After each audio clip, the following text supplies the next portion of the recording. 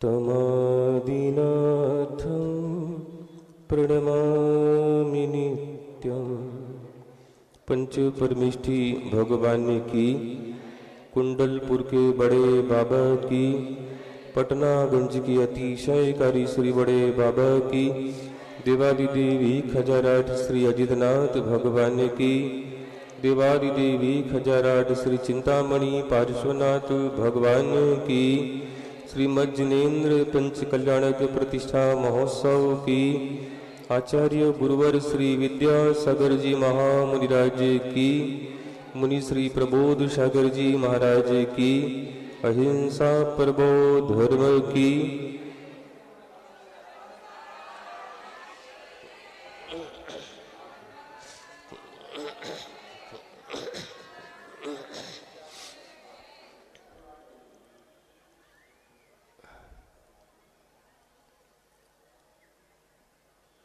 बहुत बड़ी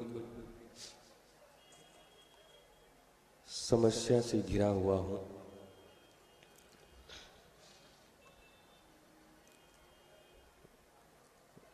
इस समस्या से बाहर निकलने का कोई मार्ग नहीं दिखाई दे रहा।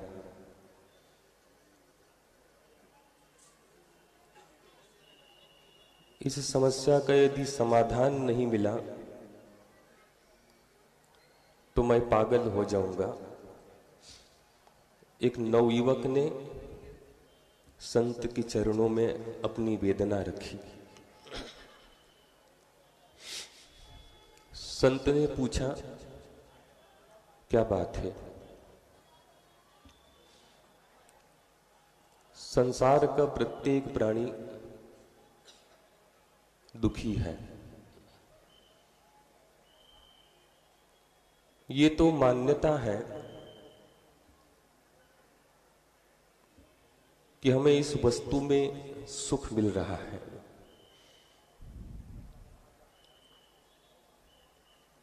जिस वस्तु में हम सुख खोजते हैं,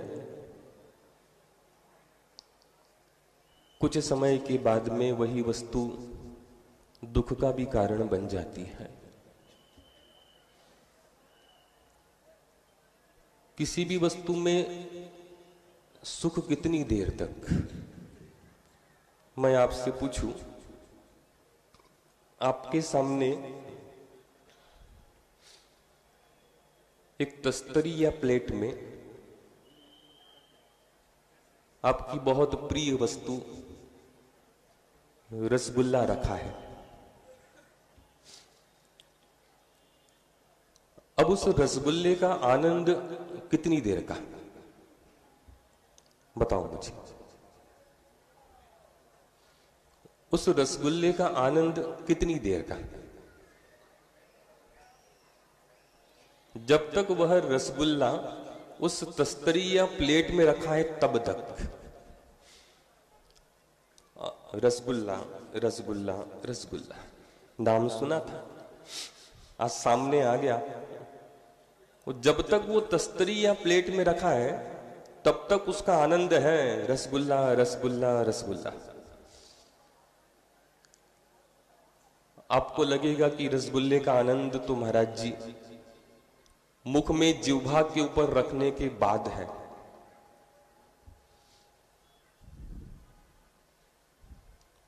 उसका आनंद तभी तक है जब तक वह सामने तस्तरी या प्लेट में रखा है। उस रसगुल्ले का आनंद तभी तक है जब तक उसको आपने चखा नहीं, क्योंकि सुना था रसगुल्ले का स्वाद बहुत अच्छा है। और जैसे ही जिह्वा के ऊपर आपने उस रसगुल्ले को रखा, रस भीतर और उसका गुल्ला जीभ के ऊपर। रस भीतर जाने के बाद अब वह जो गुल्ला है ना, दूध का बना हुआ, बंगाल में उसको रोशोगुल्ला। अब जो मुख में वो दूध का बना हुआ गुल्ला है, अब उसका स्वाद वो तो ऐसा लगता है कि अपने मुख में हम कॉटन की बाल चबा रहे हैं, अब कुछ नहीं बचा। और ज्यों ही वो गले के नीचे उतरा तो उतरी घाटी हो गई माटी। अब तुम रसगुल्ला खा लो, खिचड़ी खा लो, गुलाब जामुन खा लो, रोटी खा लो, सुबह सुबह सबका रंग एक बराबर, कुछ नहीं बचा।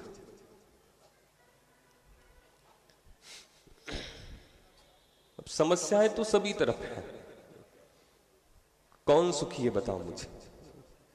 कोई तन दुखी, कोई मन दुखी, कोई धन दुखी दिखे, कोई शरीर से परेशान है,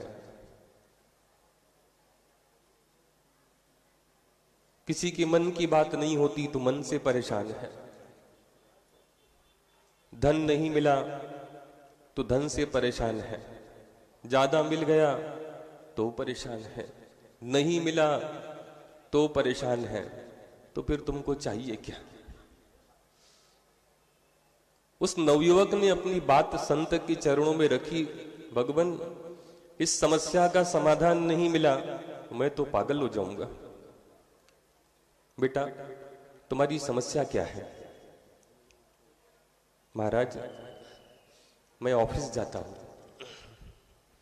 और ऑफिस जाता हूं तो ऑफिस जाते समय रास्ते में शमशान घाट पड़ता है, और उस शमशान घाट में मैं जलती हुई चिताओं को देखता हूं तो मेरा मन बहुत व्यथित हो जाता है।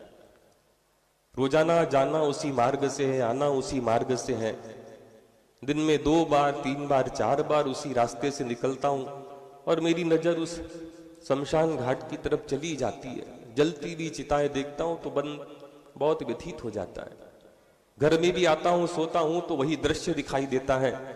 इस समस्या का कोई समाधान बता दे। समस्या का समाधान बहुत सरल है, दूसरे रास्ते से चले जा। महाराज रास्ता एक ही है, उसी रास्ते से जाना है, उसी रास्ते से लौट करके मुझे आना है। अब मेरे पास कोई दूसरा रास्ता भी नहीं है।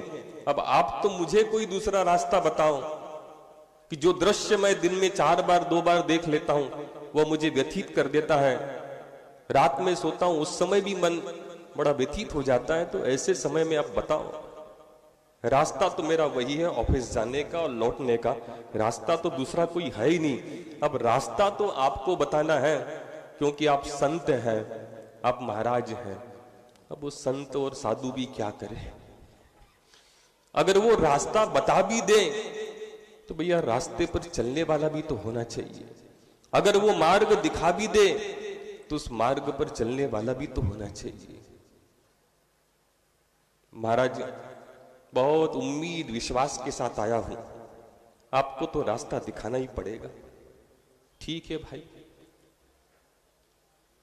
महाराज ने भी सोचा, आया है, दुखी है, मन व्यथित है, चलो। उसकी भी श्रद्धा थी, और फिर जिसके प्रति श्रद्धा हो तो वो फिर आपके हाथ में मिट्टी भी दे दे तो आपको सोना लगती है। संत ने भी सोचा चलो बड़ा दुखी है, व्यथित है, तो उन्होंने एक काम किया। अपने पास में एक छोटी सी झोली थी, उसमें से एक ताबीज निकाला और काले रंग का धागा बांध करके वो ताबीज उसको दे दिया, और उससे कहा कि भाई ये ताबीज अपने गले में लटका ले। ताबीज जानते हो ना? बोलो जल्दी, जानते हो? कल दूंगा मैं दोपहर में, चाहिए? नहीं चाहिए? बहुत अच्छे लोग हैं यहाँ के।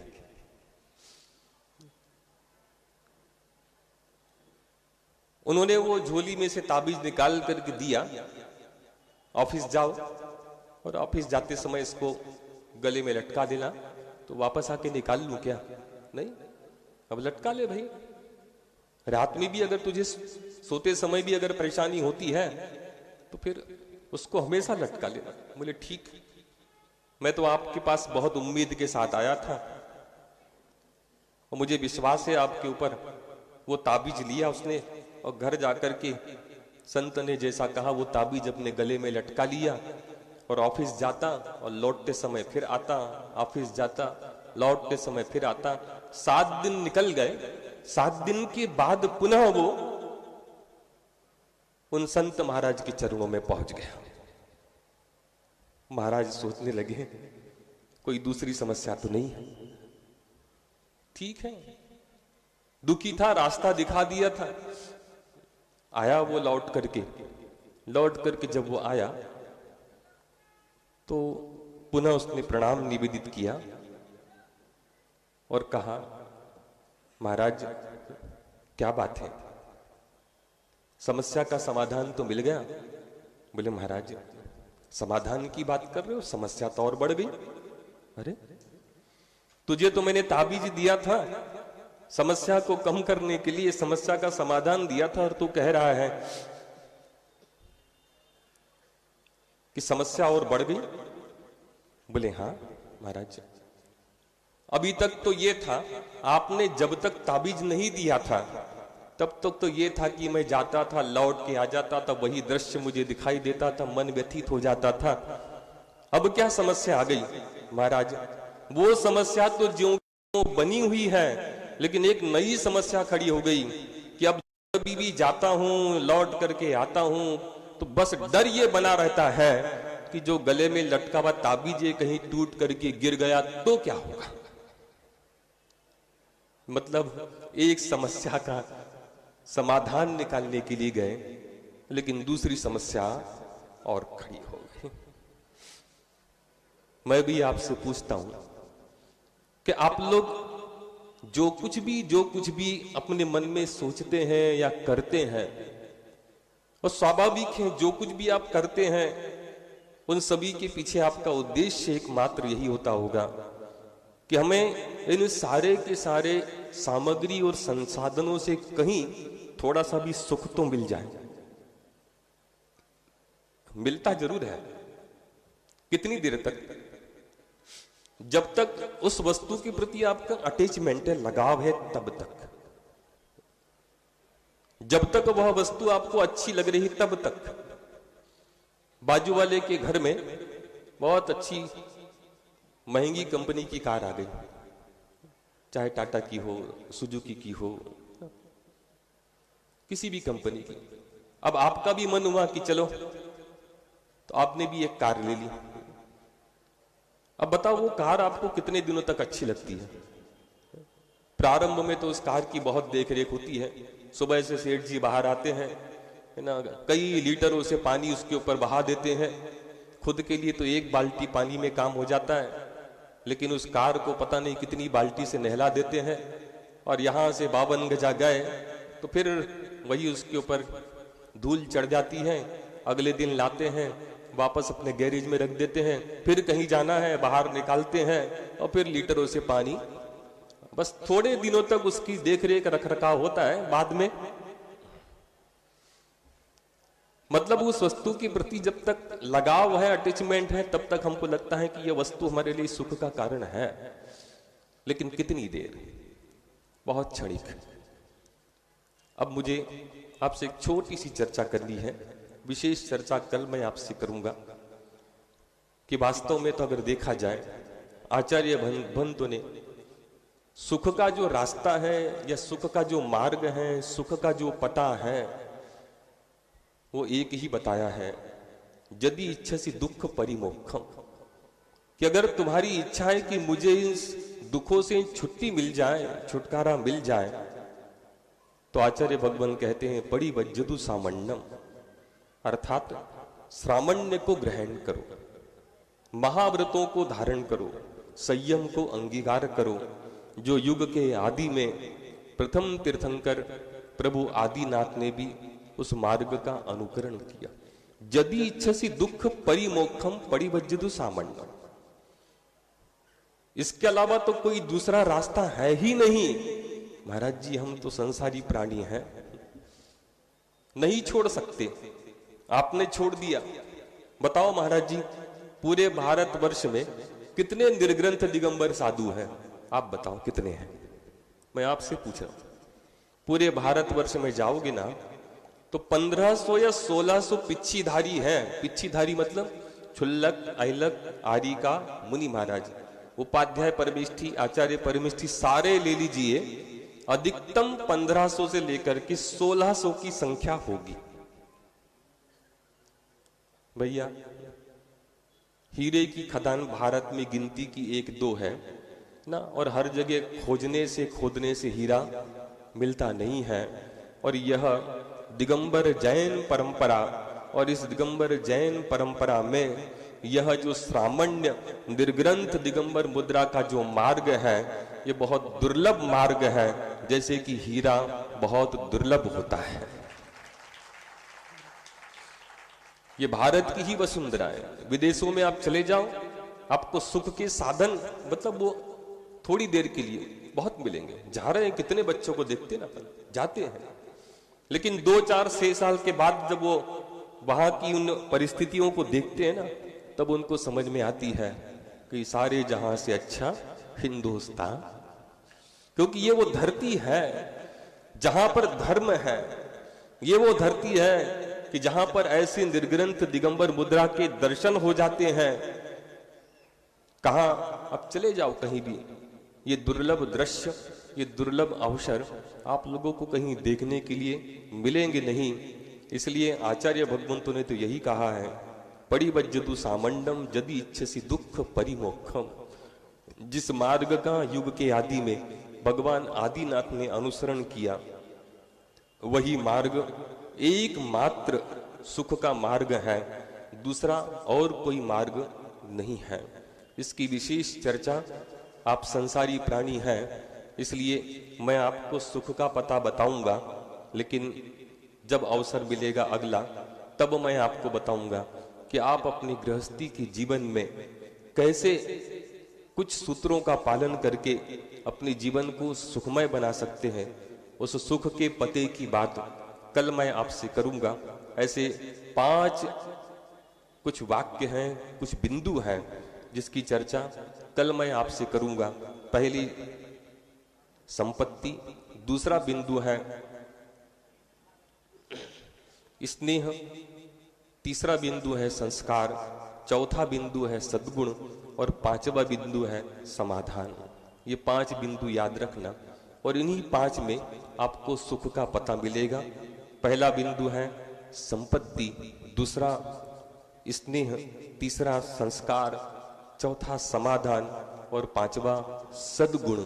इन 5 बातों की चर्चा आगे जब अवसर मिलेगा तब मैं आपसे करूंगा।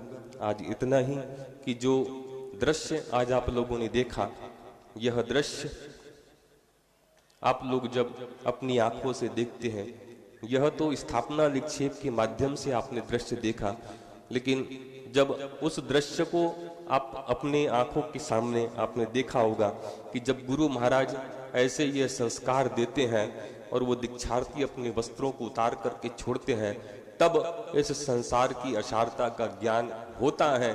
उस समय के लिए वैराग्य आप लोगों को होता जरूर है, लेकिन वो वैराग्य जो होता है ना, शमशान वैराग्य की तरह होता है कि शमशान में जाते हैं, उस दृश्य को देखते हैं, मन व्यथित हो जाता है कि संसार असार है, संसार असार है। और जैसे ही शमशान से बाहर आते हैं, पॉकेट में रखा हुआ गुटके का पाउच निकालते हैं, मुंह में दबा करके घर आ जाते हैं। बस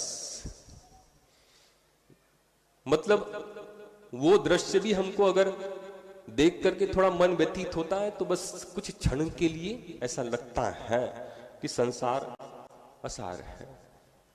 संसार की असारता का ज्ञान प्रभु को हुआ, और वो सारा का सारा दृश्य आज अपने आंखों से आपने अपने सामने देखा कि युग के आदि में। क्योंकि देखो भैया, संसारिक विषय भोगों का प्रभाव तो रहता है। भगवान आदिनाथ भी थे, खो गए थे, लेकिन उनको भी जगाने के लिए निमित्त जुटाना पड़ा।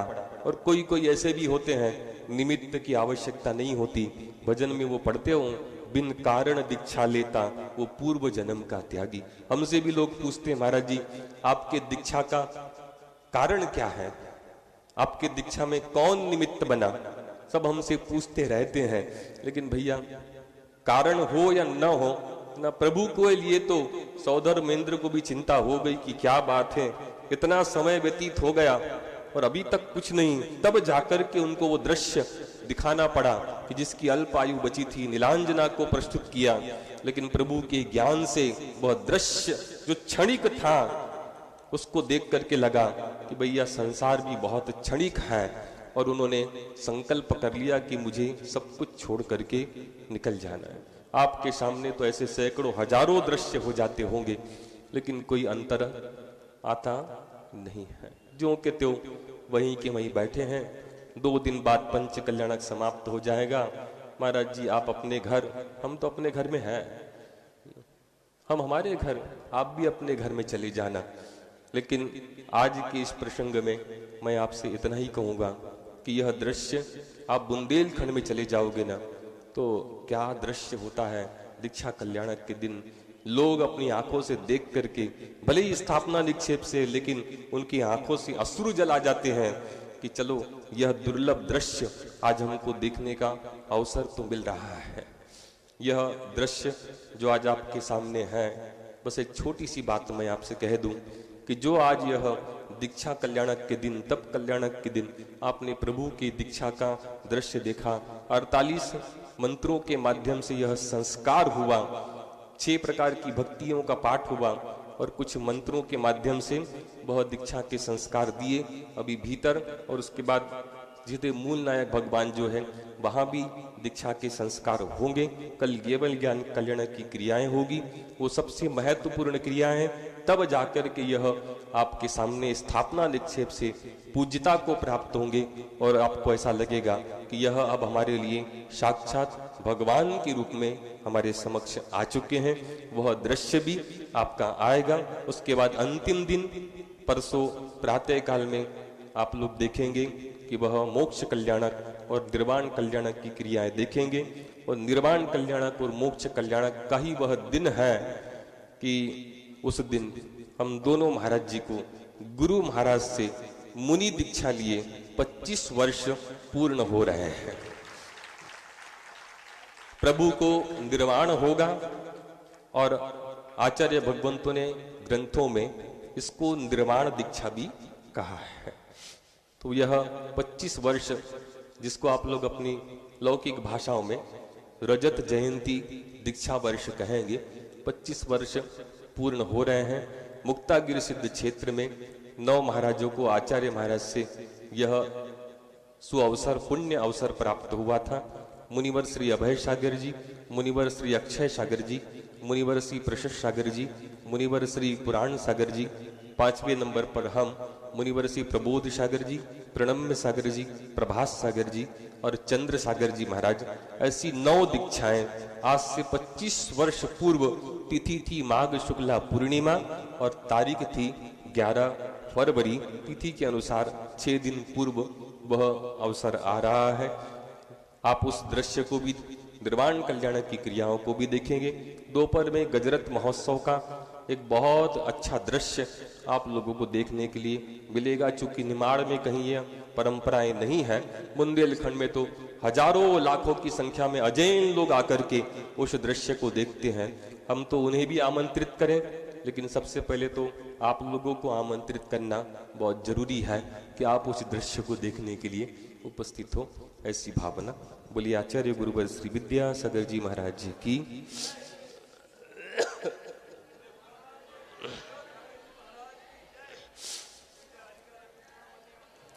बोधि समाधि परिणाम शुद्धि स्वात्मोपलब्धि शिव सौख्य सिद्धि चिंतामणिं चिंतित वस्तुदाने त्वां ममास्तु देवी।